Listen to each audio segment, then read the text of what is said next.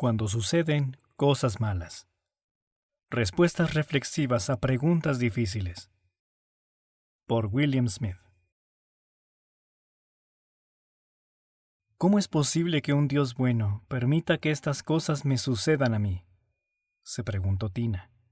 Sus experiencias por haber crecido con un padre abusivo se extendían hasta el presente y afectaban sus relaciones interpersonales como adulta. En la iglesia le habían enseñado que Jesús la ama y que gobierna el mundo, pero ella no podía conciliar esas dos verdades cuando pensaba en su niñez tan difícil. Así que me dijo: «Mira, hace muchos años que sé que Dios tiene el control de su mundo, pero eso me deja con muchas preguntas. ¿Por qué me dio un padre abusivo?». Tina no es la única persona que pregunta: ¿por qué permite Dios que me sucedan cosas malas? Quizás estés luchando con esta pregunta ahora mismo. Dado que tantas personas tienen este interrogante, podrías pensar que en la Biblia tendría que haber un versículo simple y claro que nos diera la respuesta. Tal vez un versículo que dijera: porque te faltó fe, o porque Dios le dio al hombre libre albedrío.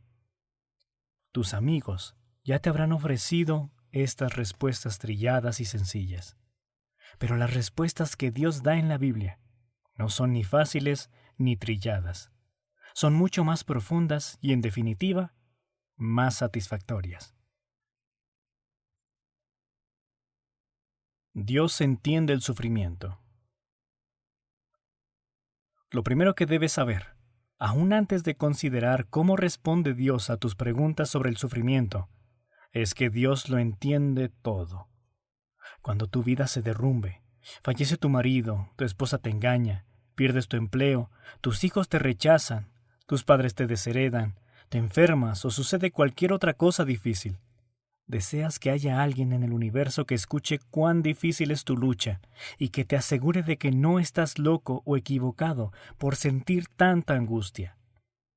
De hecho, Dios ve y oye tu sufrimiento, pues sus ojos y oídos están especialmente sintonizados hacia Él. Puedes ver Génesis capítulo 16, versículos del 7 al 14, o Éxodo capítulo 2, versículos 23 al 25. Vemos esto con más claridad cuando consideramos a Jesús. Mientras vivía entre nosotros, experimentó carencias inmerecidas, burla, crueldad, y después sufrió dolor físico y emocional inimaginable al morir en la cruz por nosotros. Puesto que Dios conoce el sufrimiento por experiencia propia, no le podemos decir: «Tú no sabes lo que se siente». La Biblia nos dice que Jesús es varón de dolores, que conoce muy bien la aflicción. Sabe más sobre el sufrimiento que lo que cualquiera haya sabido o sabrá jamás. Y le interesa lo suficiente como para hacer algo al respecto, aunque muchas veces no es lo que esperarías o querrías. Se acerca a nosotros y su presencia nos reaviva para soportar lo que estemos padeciendo. El sufrimiento es una invitación para conocer a Dios. Por la vida y muerte de Jesús, sabemos que Dios comprende el sufrimiento. Pero, ¿por qué permitió el sufrimiento en el mundo?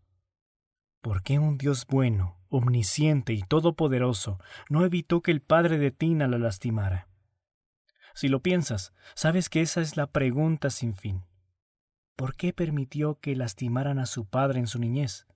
O antes, a los padres de él. Esta pregunta es válida para todas las personas que han vivido, retrotrayendo toda la historia hasta llegar a Adán y Eva, el primer hombre y la primera mujer. Dios los creó perfectos y les dio una relación perfecta en el huerto del Edén, su hogar perfecto. Pero Satanás entró en el jardín como una serpiente y los tentó para que desobedecieran a Dios. En el momento en que desobedecieron, el pecado entró en el mundo. ¿Por qué no intervino Dios cuando Eva tentó a Adán con el fruto prohibido? O ya que estamos preguntando, ¿por qué permitió que la serpiente entrara en el huerto? Si Dios es tan bueno, sabio, justo y fuerte, ¿por qué simplemente no destruyó a Satanás? Estas no son preguntas fáciles, y de este lado del cielo no las podremos responder por completo. Pero es bueno lidiar con ellas, porque al hacerlo, nos daremos cuenta de que estamos aprendiendo a conocer y amar a Dios más profundamente. Comencemos considerando cómo nos conocemos mutuamente. Una de las maneras es ver lo que la persona ha creado. Por ejemplo, en casi todos sus dibujos, mi hijo se coloca a sí mismo y a un amigo, aun si es su perro de peluche, juntos con equipamiento deportivo.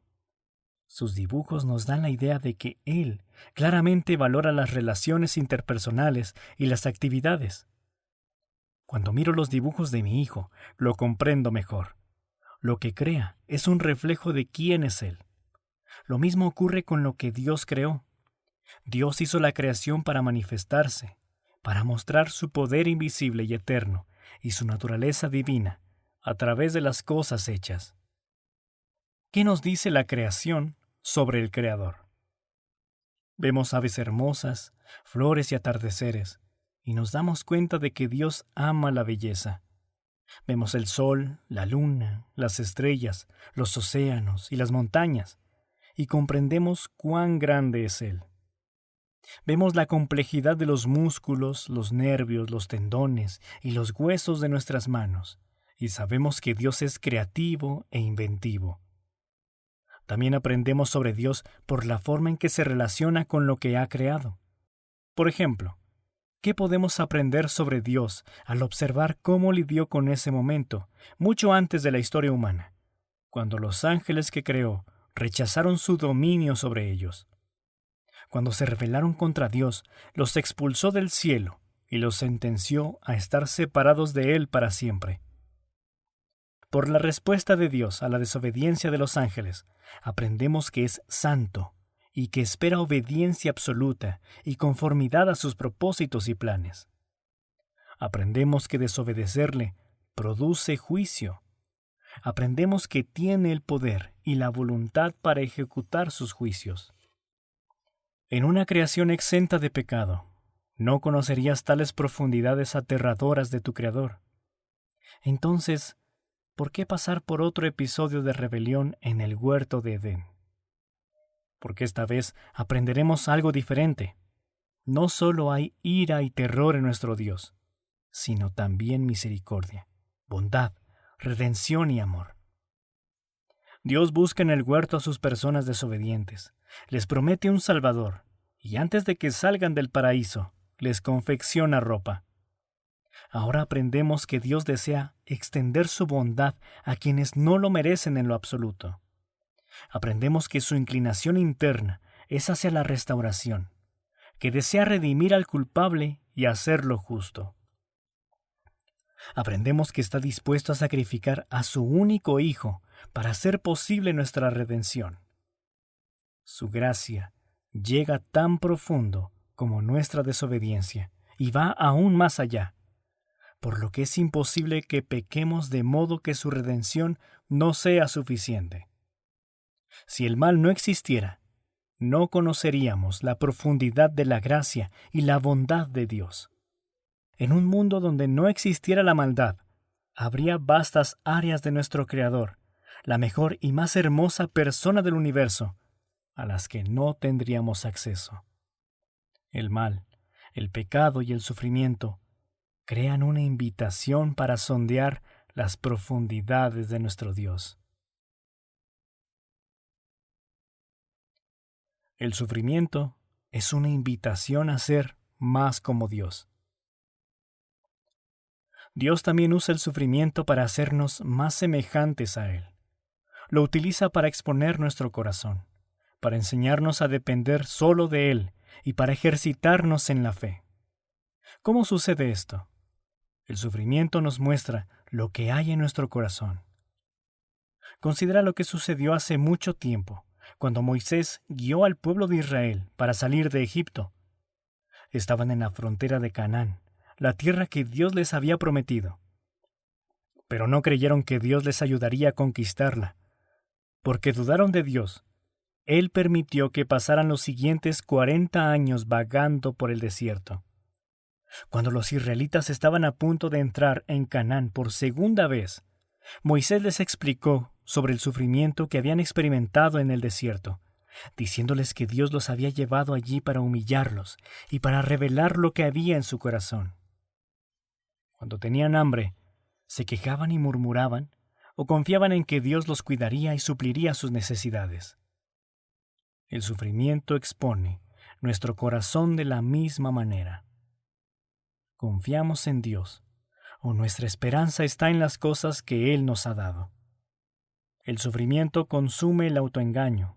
Al concientizarnos sobre aquello a lo cual nos volcamos, aparte de Jesús, para que nuestra vida funcione como deseamos.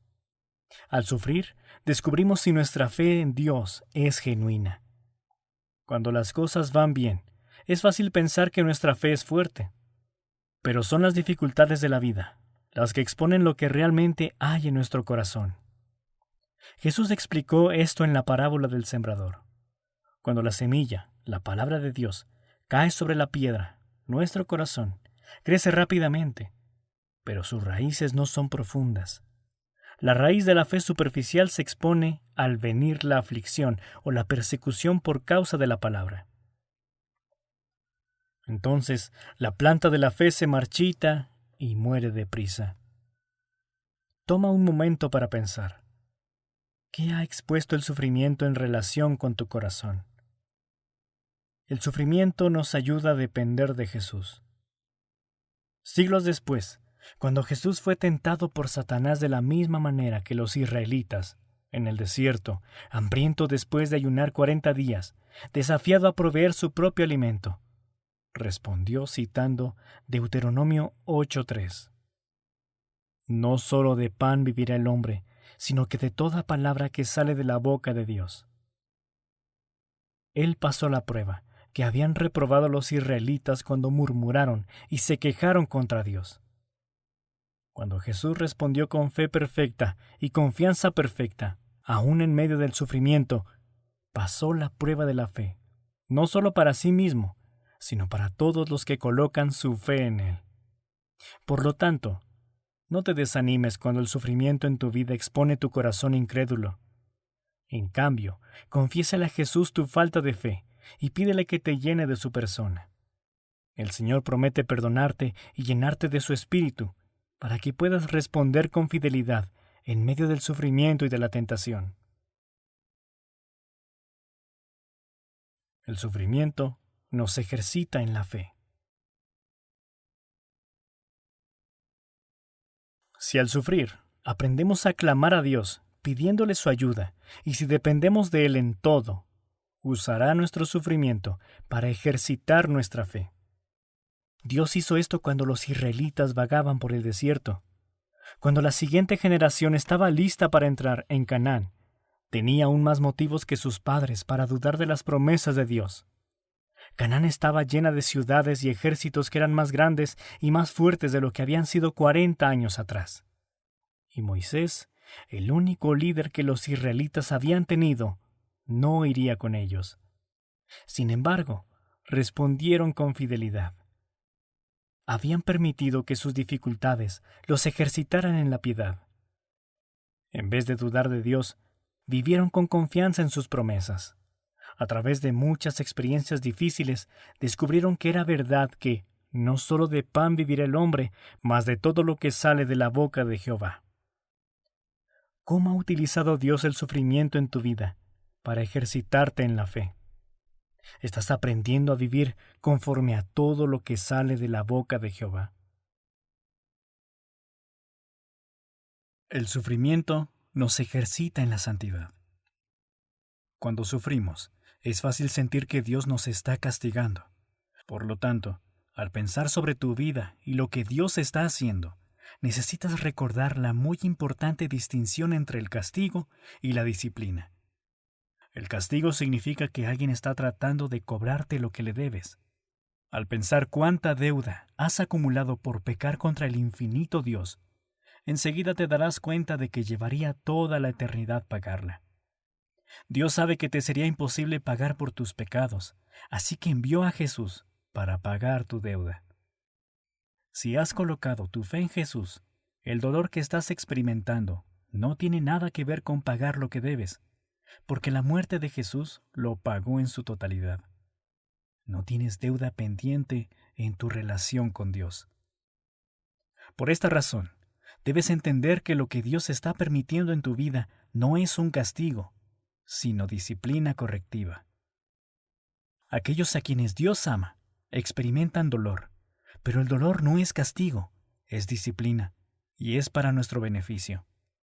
Aún los versículos que usan la palabra castigo tienen la idea de un entrenamiento disciplinado, cuando se trata del pueblo de Dios. Lo que estás experimentando es el dolor que te está ayudando a crecer en santidad. Pero ten cuidado, el libro de Job se esfuerza por contrarrestar la idea de que todas las cosas negativas que experimentas suceden porque te lo mereces.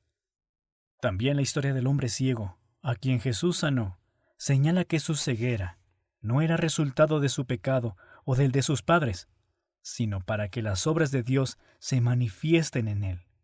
Cada vez que medito sobre estos pasajes, me vuelvo aún más cauteloso al pensar en la conexión que solemos hacer entre las dificultades presentes y los pecados pasados de las personas.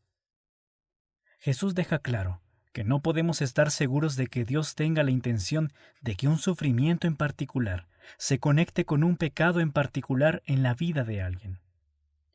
Por lo tanto, es más sabio apegarnos a lo que sabemos. Jesús me ama, y cuando permite dificultades en mi vida, siempre es con el propósito de acercarme a Él y hacerme más como Él. El sufrimiento es una invitación para estar más comprometidos con el reino de Dios. El sufrimiento promueve los propósitos de Dios en la vida de su pueblo y en su reino. Al considerar muchos de los personajes de las Escrituras, José, David, Pablo, Jesús, nos damos cuenta de que su sufrimiento benefició más el reino de lo que los benefició a ellos. Por ejemplo, José. Sus hermanos lo vendieron como esclavo y fue llevado a Egipto. Allí sufrió terriblemente. Sin embargo, años después fue capaz de alimentar a su familia durante una hambruna, porque había llegado a ser un funcionario de alto rango en el gobierno egipcio. Cuando se encontró con sus hermanos, después de muchos años, a estos les preocupó que José se vengara por lo que le habían hecho. Pero él les dijo que no temieran. Declaró: «Vosotros pensasteis mal contra mí, mas Dios lo encaminó a bien, para hacer lo que vemos hoy, para mantener en vida a mucho pueblo». Génesis capítulo 50, versículo 20. Todo lo que José sufrió, el secuestro, la esclavitud, el encarcelamiento, no fue solo para que él fuera un mejor hombre. Fue para preservar a los israelitas. Sufrió para que su familia pudiera sobrevivir. Sufrió para que ellos pudieran encontrar refugio en Egipto. Sufrió para que años después pudieran llegar a ser una nación. Sufrió para que finalmente pudieran obtener su propia tierra. Sufrió aún para que después el Mesías pudiera venir, morir y resucitar de los muertos para cumplir la promesa de Dios de un Redentor.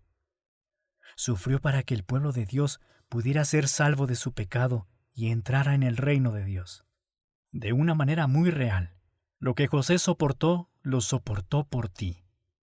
A veces, quizás muchas veces, sufrimos para que otros puedan ser enriquecidos. No es así como los occidentales ven el sufrimiento. Muchas veces se nos escapa un ¿por qué a mí? Como si de alguna manera todo lo que nos acontece tuviera que ser para nuestro propio beneficio. Pero el reino de Dios es más grande que cualquier individuo. Eres importante para Dios, y Él tiene un lugar para ti en su reino. Pero el Señor no reelabora los planes de su reino alrededor de lo que tú deseas. Hacer eso no sería lo mejor para todos los demás, ni para ti. Por lo tanto, es probable que tú también experimentes cosas que preferirías no experimentar, en pro de brindar bondad y vida a otra persona. El sufrimiento también es un fuerte recordatorio de que el reino de Dios no es de este mundo y de que esta tierra no es nuestro hogar. Cuando no nos va bien en la vida, Esto nos recuerda que esta tierra no es un paraíso. Al igual que Abraham, el sufrimiento nos ayuda a considerarnos en esta tierra como extranjeros y advenedizos, que esperamos un hogar mejor. ¿Por qué permite Dios que te sucedan cosas malas? Para que lo conozcas, seas como Él, y seas parte de su reino en el futuro. Esta no es una respuesta completa, exhaustiva y satisfactoria, pero tampoco es un mal comienzo. Estrategias prácticas para el cambio.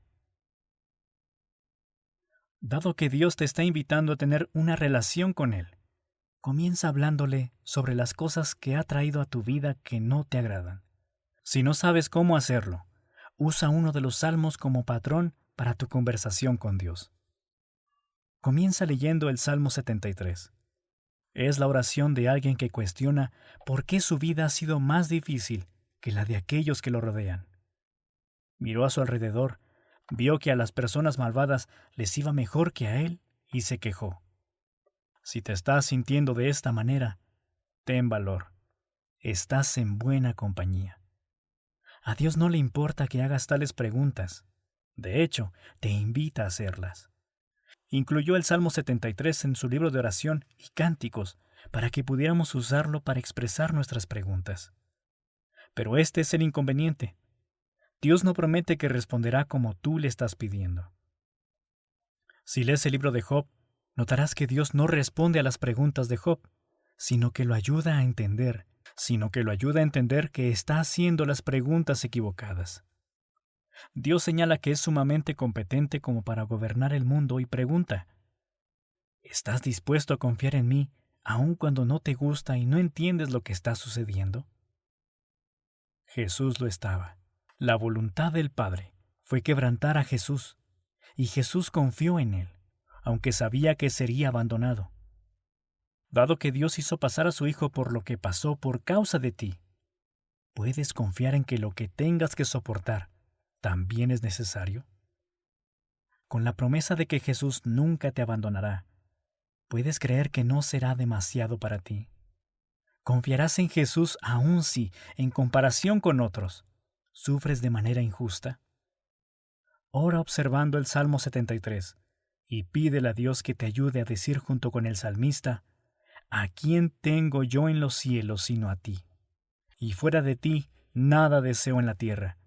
Mi carne y mi corazón desfallecen, mas la roca de mi corazón y mi porción es Dios para siempre. Hay muchos otros salmos que podrías elegir para expresarte ante Dios. El Salmo 10 y el 55 son el clamor del corazón de aquellos que traen todas sus heridas y su dolor ante el Señor. Hojea los salmos y encuentra uno que exprese lo que hay en tu corazón. Vuelve a escribirlo para que refleje tu vida y tu experiencia. Haz que sea tu oración personal a Dios. Pero no te detengas ahí. Pon en práctica tu oración al tomar algunos pequeños pasos de fe en dirección a Dios. Número 1. Confiesa que los propósitos de Dios son buenos, aun cuando no los puedes comprender por completo. A veces es difícil hacer esto por tu cuenta. Por lo tanto, quizás puedes pedirles a algunos de tus amigos que te recuerden cómo han visto a Dios obrar en ti últimamente. Número 2. Pídele a Dios que te muestre lo que hay en tu corazón. Siempre podemos estar seguros de que nuestra respuesta a cualquier situación revela si nuestro corazón es fiel o infiel. Siéntate en silencio por unos minutos y pregúntale a Dios qué se está revelando sobre lo que quieres y anhelas. Después, o regocíjate o arrepiéntete. Y después regocíjate. Número 3. Recuerda la misericordia de Dios hacia ti. Aunque Dios nos prueba, también provee para nosotros para que no seamos derrotados. ¿Puedes recordar algunas oportunidades recientemente en las que viste tanto su prueba como su provisión? Número 4. Dale gracias a Dios por su misericordia hacia ti. ¿Cuándo fue la última vez que le agradeciste a Jesús por usar todo lo que sucede en tu vida para acercarte a Él? ¿Cuándo fue la última vez que le contaste a un amigo sobre la bondad de Dios hacia ti, aun cuando estás sufriendo? Nadie quiere sufrir. Las personas que no tienen fe en Cristo no ven el propósito o el significado de su sufrimiento. Sin fe, parece que tu sufrimiento es el resultado de fuerzas caóticas e impersonales que se estrellan contra tu vida sin resultados garantizados. Sin embargo, a medida que crecen y reflexionan sobre sus experiencias, los creyentes pueden ver el beneficio que Dios saca de ellas y están agradecidos, no por el sufrimiento en sí, sino por el Señor y su intervención. A menudo, las personas dicen, nunca querría pasar por eso otra vez, pero no cambiaría por nada lo que aprendí sobre mi Señor. Que Dios te bendiga y te fortalezca en medio de la prueba y el sufrimiento.